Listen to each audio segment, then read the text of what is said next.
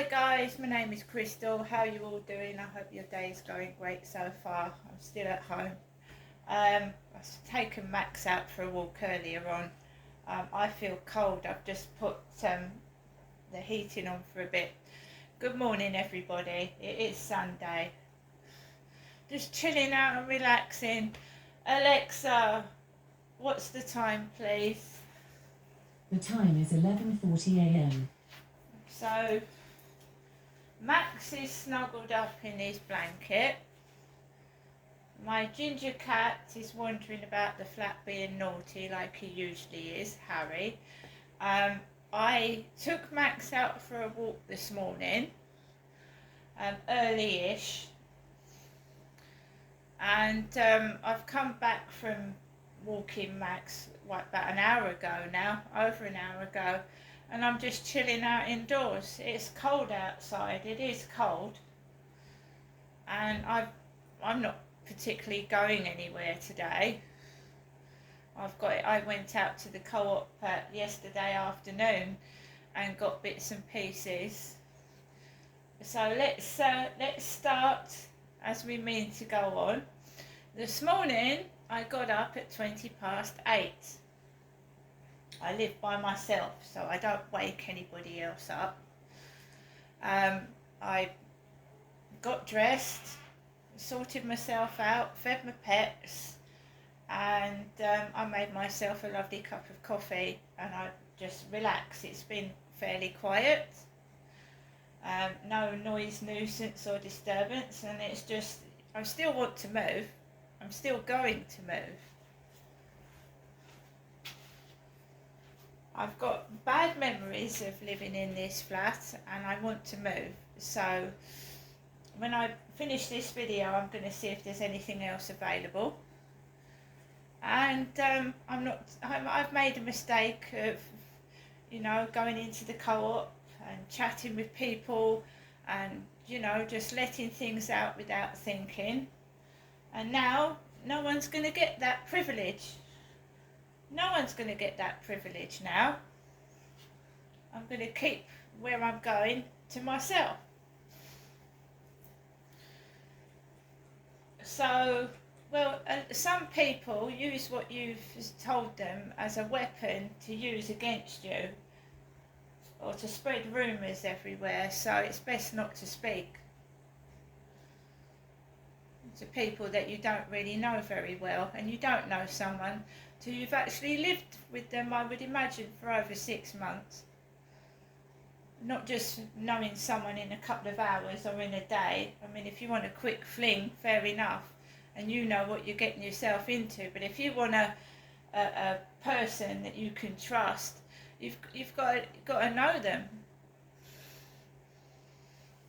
right? Yeah, there's times when everybody just wants a bit of fun, but don't expect a relationship out of a bit of fun, because you're not going to get it.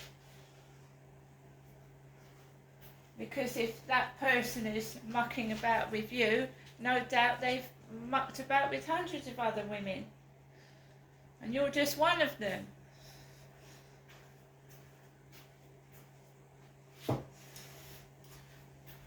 So yeah, I got up, threw my rubbish in the bin, and I'm just, the natural me is quiet and helpful, and I mind my own business, and that's all I want to do. So I went out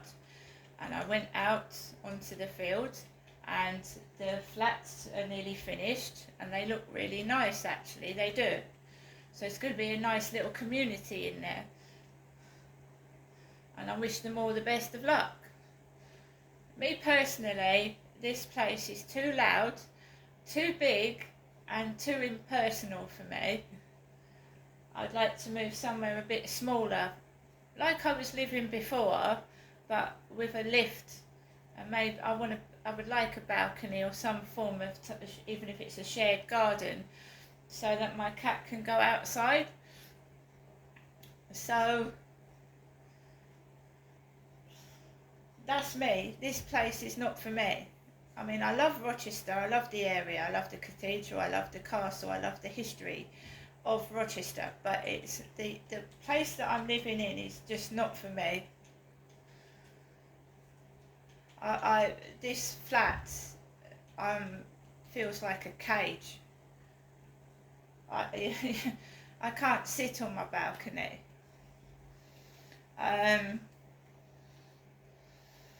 So I'm just going to try to get out of here. Make a really conscious effort to do that, and then, you know, not make the same mistakes.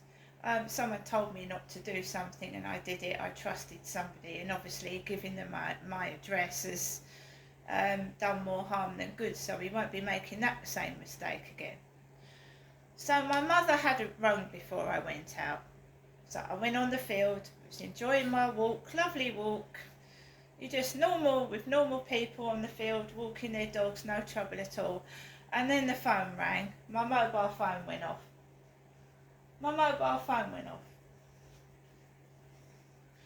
I'm a woman, I'm a single woman, and if I did want to have a relationship in the future, it would be with a man, because I'm heterosexual.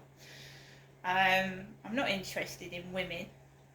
I must admit that in the past, I was at my old address, and, you know, these adult websites, they advertise all sorts of people, transvestites, transgenders, women that are bisexual, and, you know, I really thought I was advertising in dating sites, normal dating sites, to meet men, adult, heterosexual, single men, and something went wrong, and I was getting all sorts of replies to my messages, my dating sites, and I'm just a normal heterosexual female, and hopefully now it's all been rectified and I'm left alone.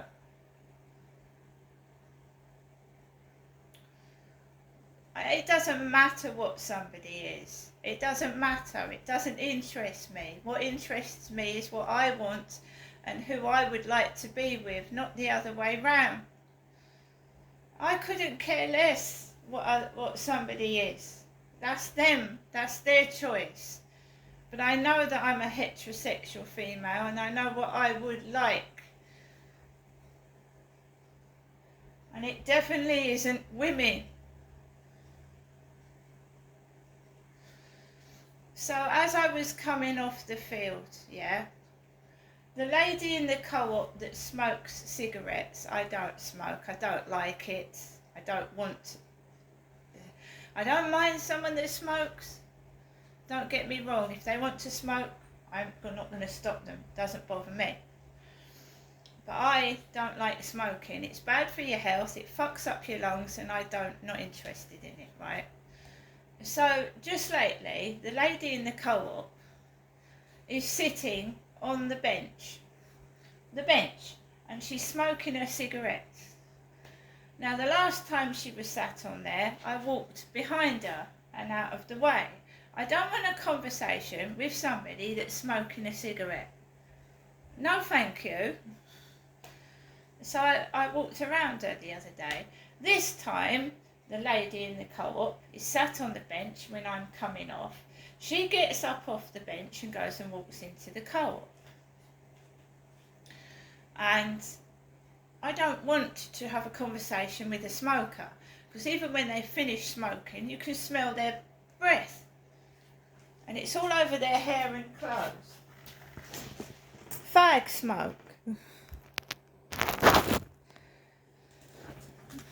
So I don't know why she started sitting on benches when she was sitting on the stone steps, and she was talking to that Charlie, and they used to smoke together. I don't smoke. You won't see me smoking. That Charlie, that weird bloke that started stalking me, is a smoker.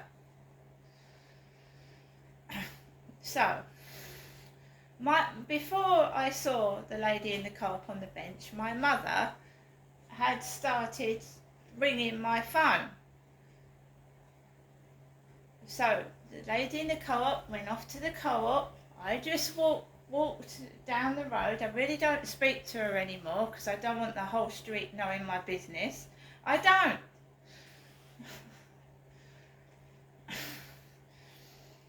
So I came out. You know when it all went wrong? It went wrong when my ginger cat, the downstairs lady, found my ginger cat. This is when all the spitefulness started. My ginger cat fell off the balcony.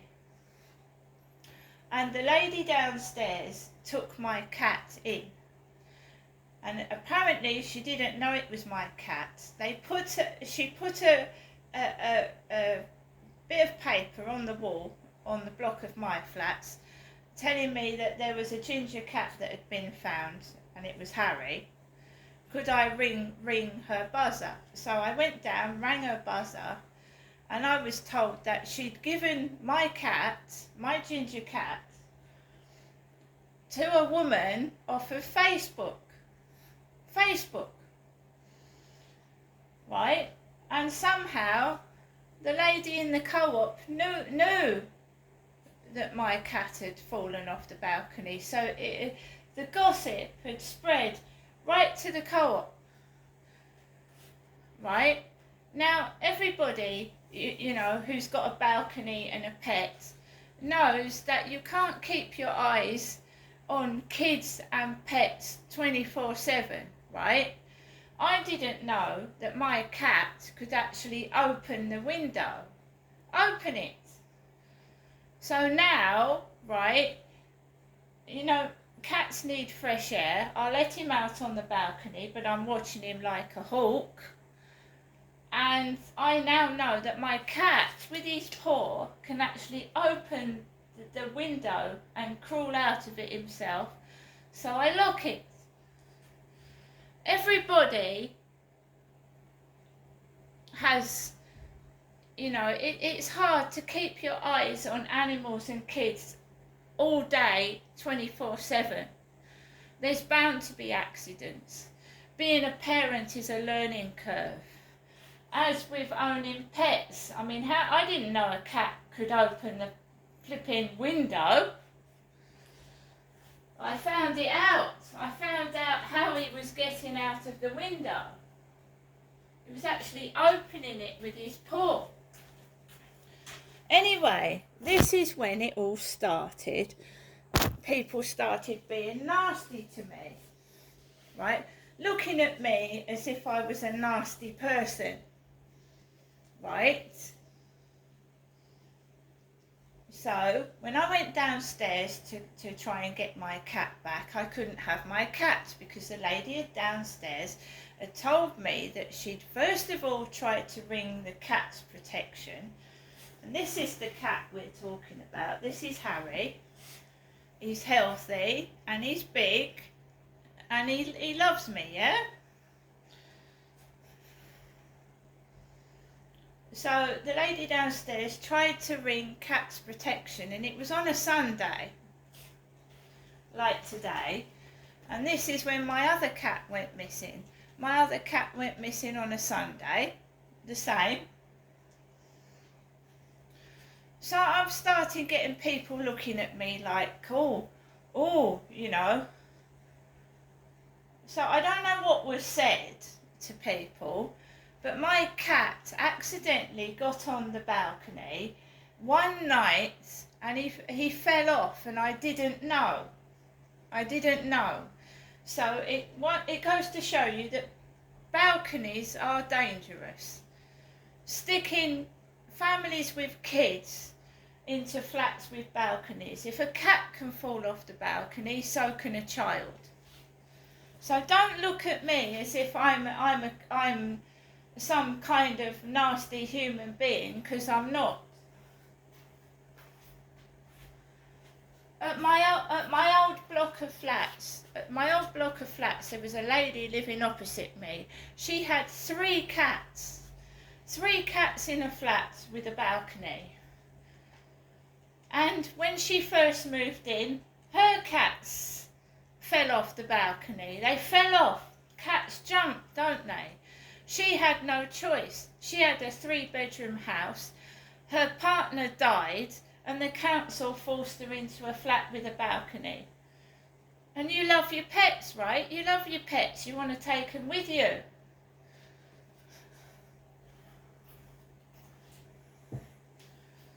So that's when I started sort of people looking at me with like, oh, another cat's gone off the balcony, has it?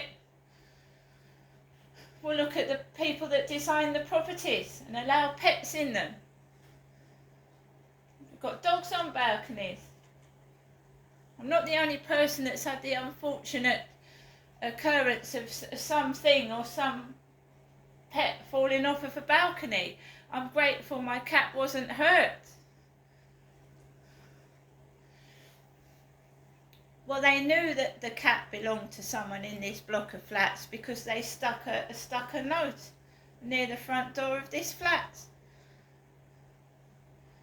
And the lady in the co-op knew I had a ginger cat, so she somehow she was telling me about a ginger cat that had fallen off the balcony. So someone had told the lady in the co-op.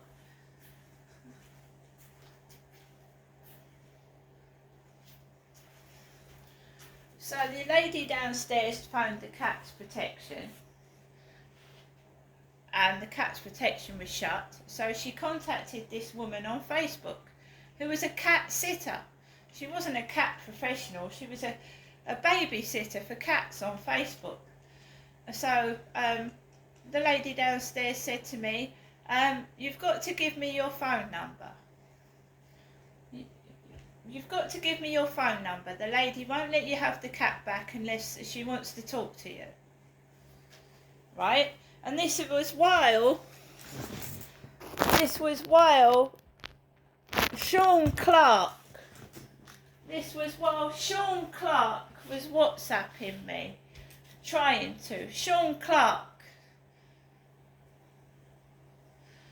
So to cut a long story short, the woman, the cat sitter, came out to my flat, wouldn't let me have my cat back till she'd come into my flat. I was asked if I had any more pets. The woman saw Max. At that time, my tortoiseshell cat was alive and kicking. Since that woman came into my flat, my cat has passed away. My elderly cat's dead and gone, passed on. And I'm being looked at and laughed at, and it's not a funny matter, is it? I supposedly sent screenshots of Sean Clark's FaceTime messages to me to a police officer, and then I find people in the co-op laughing. So was that a policeman? Was it a policeman I was speaking to? Was it a policeman I was sending all the screenshots of what Sean Clark was saying to me? Was I relaying that to a policeman or someone in the co-op or down this street? Because can you tell me what everybody's been laughing at?